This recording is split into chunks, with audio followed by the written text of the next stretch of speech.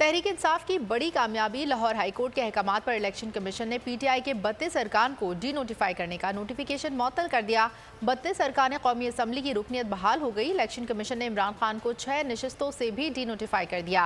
NA 22 Mardan, NA 24 Charsadda, NA 31 Peshawar, NA 108 Faisalabad, NA 118 Nankana और NA 239 Karachi Korangi से इमरान खान की नशस्त खाली करार दी गई। इमरान खान NA 45 कोरम की नशस्त पर हल्फ उठा सकते हैं। मैं हूं सैयद मुजम्मिल शाह और अब आप मुझे देख सकते हैं सिर्फ बोल न्यूज़ पर। जिंदगी एक मैदान है और PSL 8 में हर टीम को छूना आसमान है। 6 टीमों के बीच धुआंधार लड़ाई। ये शोर ना लड़ाई का है ना डर का, ये शोर है जीत का, ये शोर है जुनून का। खेल का जुनून रोजाना रात 11 बजे सिर्फ बोल न्यूज़ पर।